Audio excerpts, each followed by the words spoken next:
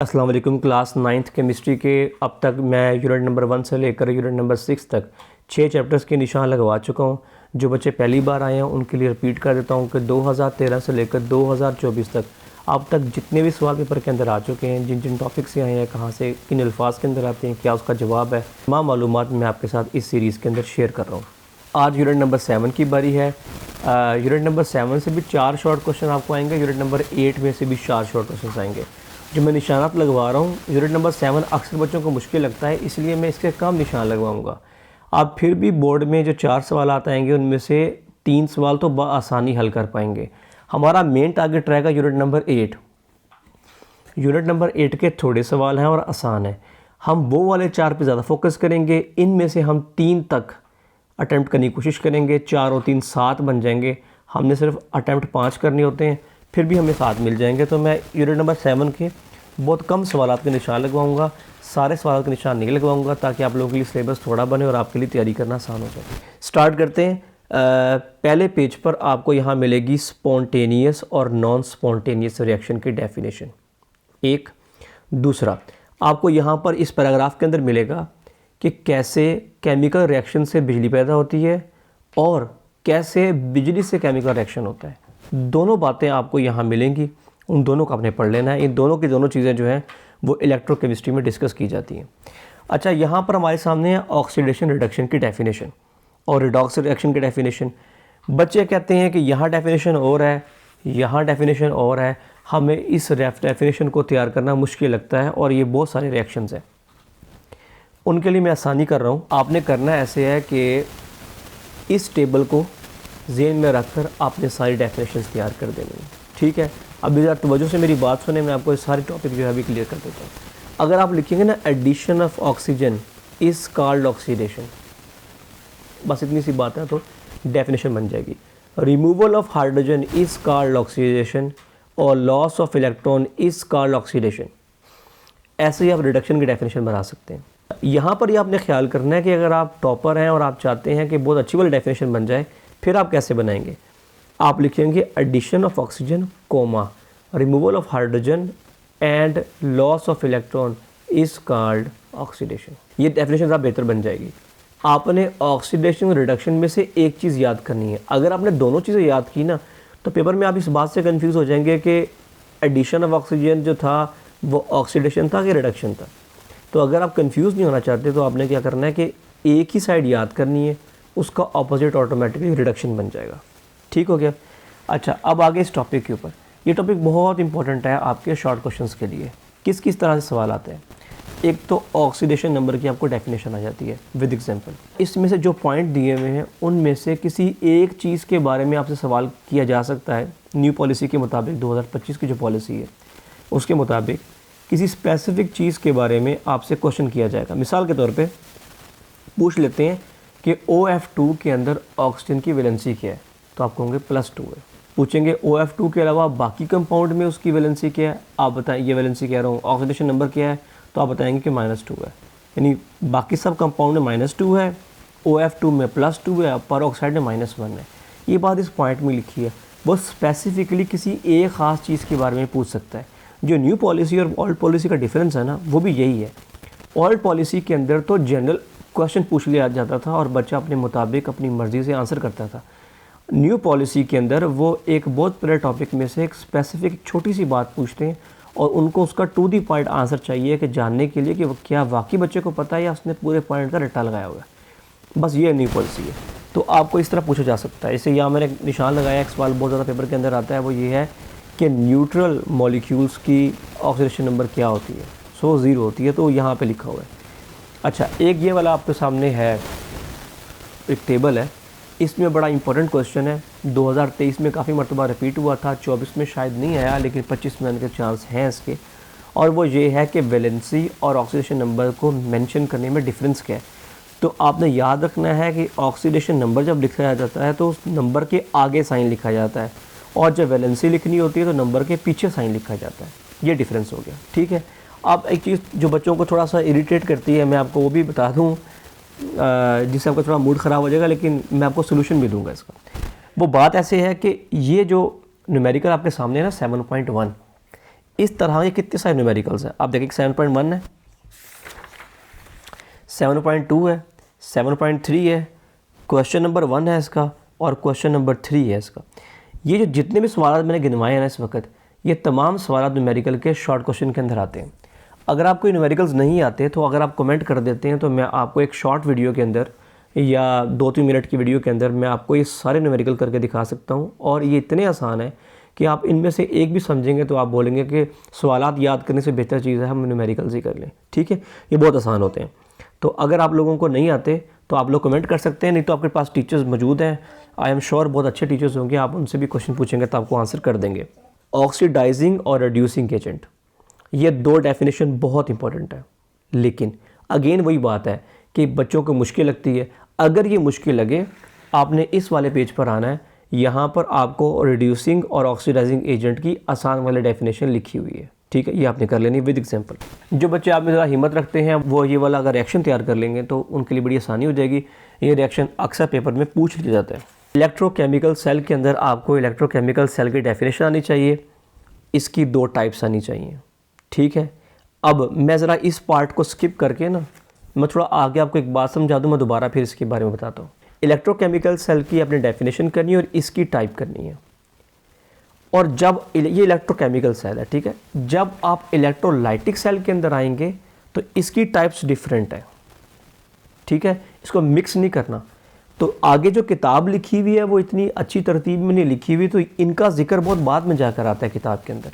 ठीक है, इसलिए आपने इसको यहीं पे याद रख लेना है कि इलेक्ट्रोलाइटिक सेल की एग्जांपल्स क्या हैं और इलेक्ट्रोकेमिकल सेल्स की एग्जांपल क्या हैं। ठीक हो गया। अच्छा, जो चीज़ हमने छोड़ी थी उसके बारे में बात कर लेते हैं। कॉन्सेप्ट ऑफ इलेक्ट्रोलाइट्स बहुत इंपॉर्टेंट है, बहुत ज़्यादा इंपॉर्टेंट है। यूनिट नंबर 6 में स्टार्ट में solution, aqueous solution, solute, solvent की डेफिनेशन बहुत इंपॉर्टेंट थी ना, वैसे ही ये वाले पेज के ऊपर दी हुई डेफिनेशन बहुत इंपॉर्टेंट है। इलेक्ट्रोलाइट होता क्या है, सिर्फ डेफिनेशन एग्जांपल। स्ट्रॉन्ग इलेक्ट्रोलाइट की डेफिनेशन, उसके एक दो नाम याद कर लें। वीक इलेक्ट्रोलाइट की डेफिनेशन, 1-2 नाम याद कर लें। नॉन इलेक्ट्रोलाइट की डेफिनेशन और 1-2 नाम याद कर लें। ठीक है, बाकी डिटेल्स करने की ज़रूरत नहीं है इसकी, जो कुछ भी इसमें मज़ीद लिखा हुआ है कोई सवाल उसमें से नहीं पूछा जाएगा। एक क्वेश्चन आता है, what is difference between cathode and anode. Urdu medium के लिए कि कैथोड और एनोड में क्या फ़र्क होता है, तो अक्सर ये फ़र्क जो है वो बयान करना थोड़ा मुश्किल हो जाता है। तो मैं आपको बता देता हूँ, आप कैथोड एनोड का चार्ज बताएं, मतलब कैथोड नेगेटिव होता है, एनोड पॉजिटिव होता है। इसके अलावा एनोड पे ऑक्सीडेशन होती है, कैथोड पे रिडक्शन होती है। ऐसे 1-2 पॉइंट बनाकर आप इसका डिफरेंस लिख सकते हैं। इलेक्ट्रोलिसिस ऑफ वाटर का जो डेफिनेशन है पूछी जाती है वो क्या है, वो डेफिनेशन किताब में दी नहीं हुई, तो उसको बयान करने के लिए आपको काफ़ी डिटेल लिखनी पड़ती है, जो कि मुश्किल बात है। तो मैं आपको सजेस्ट करूँगा कि आप इंटरनेट का यूज़ करते हुए इलेक्ट्रोलिसिस ऑफ वाटर की डेफिनेशन जो है वो याद कर लें। और अगर वो आपको ना मिले, मुश्किल हो, तो फिर आप कमेंट कर सकते हैं, तो मैं आपको कमेंट में रिप्लाई कर दूंगा डेफिनेशन के साथ, या कोई शॉर्ट वीडियो बना के आपको लिंक दे दूंगा। गलवानिक सेल, ठीक है, गलवानिक सेल की डेफिनेशन आपको आनी चाहिए। और इधर एक डेफिनेशन आती है हाफ सेल की, बहुत इंपॉर्टेंट पुरानी डेफिनेशन है, लेकिन नई एक डेफिनेशन है कंप्लीट सेल की। कंप्लीट सेल की डेफिनेशन काफ़ी मरतबा पूछी गई है पेपर के अंदर, तो आपने ध्यान से तैयार कर लेंगे। वोल्टा के बारे में उसका इंट्रोडक्शन, वो कौन था, कहाँ रहता था, क्या करता था, उसके बारे में क्वेश्चन अक्सर पूछा जाता है। और न्यू पॉलिसी के मुताबिक साइंटिस्ट पर फोकस करवाया जा रहा है, डेट्स पे फोकस करवाया जा रहा है, तो आपने इसको ध्यान से तैयार कर लेना है। जब से ये टॉपिक बना है, जब से ये किताब बनी है, एक क्वेश्चन जो कि साल्ट ब्रिज के नाम से है, बार बार पेपर के अंदर आता है। इवन ये कि फर्स्ट ईयर में भी ये है तो वहाँ पर भी आता है, तो इसको ध्यान से तैयार करेंगे। ये बड़ा इंपॉर्टेंट डिफरेंस है इलेक्ट्रोलाइटिक सेल का, गलवानिक सेल का। अगर आप ये तैयार कर लें तो पिछला का भी सारा सिलेबस जो है ना वो आपका समराइज़ हो जाएगा। डाउन सेल की डेफिनेशन करें। डाउन सेल की डेफिनेशन के साथ आपको यहाँ पे ब्राइन की डेफिनेशन मिलेगी, वो आपने तैयार कर लेनी है। ठीक है, ब्राइन के बारे में ये लिखा हुआ है, ब्राइन के बारे में कोई नमक को पानी में डालो ब्राइन बन जाता है, ये कौन सा कोई साइंस है, इजी डेफिनेशन है, टेंशन भी नहीं, आप ये कर सकते हो। अच्छा, उसके बाद हमारे पास ये वाला एक क्वेश्चन आता है कि सोडियम मेटल डाउन सेल में कलेक्ट कहाँ होता है, तो वो डिटेल आपने बता देनी है, 2-3 लाइनों की बनेगी। ठीक है, अगर कोई बच्चा इन दोनों के डायग्राम और उसको लेबलिंग अच्छे से कर सकता है तो वो बड़ी बेहतरीन चीज़ हो जाएगी। अगर करना चाहो तो कर सकते हो, आपके पास छोड़ने का ऑप्शन भी है। अच्छा, करोजन की डेफिनेशन आपको आनी चाहिए। रस्टिंग ऑफ आयरन का सिर्फ जो मेन रिएक्शन है वो आना चाहिए, रस्ट का फार्मूला आना चाहिए। ठीक है, और इस पेज में कुछ करने वाला नहीं है। अब ये पेज बहुत इंपॉर्टेंट है, इसमें ये क्वेश्चन है डज एल्यूमिनियम रेस्ट, क्या एल्यूमिनियम जो है उसको जंग लगता है, ये बहुत इंपॉर्टेंट है, ये पता होना चाहिए। एल्यूमिनियम ऑक्साइड का जो रोल है इस चीज़ के अंदर पूछा जाता है कि प्रोटेक्शन करता है या उसको डिस्ट्रॉय करता है, तो पता होना चाहिए। ये जो टॉपिक है ना, ये जो 4 टॉपिक्स लिखे हुए हैं, इन 4 के बारे में बेशुमार मरतबा सवाल जो है पेपर के अंदर आ चुका है। ये करोजन से या जंग लगने से बचाने के तरीके, तो गंदगी साफ़ कर दें, पेंट कर दें, ग्रीस कर दें, उसका अलाई बना दें, मेटालिक कोटिंग करवा दें, आसान सेट पॉइंट्स हैं। इन चारों को आपने अलग अलग शॉर्ट क्वेश्चन के तौर पे याद कर लेना है, ठीक है। अगर आप मुझसे पूछें कि इंपॉर्टेंट ज़्यादा कौन से हैं, तो पेपर के अंदर ज़्यादातर फर्स्ट 2 रिपीट होते हैं। अलाइंग इतना आता नहीं है, अलाई की डेफिनेशन आ जाती है। अलाई का जिक्र चैप्टर 1 के अंदर भी है, अलाई का जिक्र चैप्टर नंबर 6 के अंदर भी है, लेकिन उसकी डेफिनेशन जो है वो चैप्टर नंबर 7 में यहाँ मौजूद है। डेफिनेशन तैयार कर लें, पहले पॉइंट ज़्यादा अच्छे तरीके से पढ़ लें। ये क्वेश्चन आप किसी भी कॉस्ट पे मत छोड़ें, ठीक है। ये लाजमी पेपर के अंदर आ जाता है। गल्वनाइजिंग, गल्वनाइजिंग क्या है, एक लाइन की चीज़ है इतनी सी और बड़ी आसान सी, तो ये तैयार कर लें।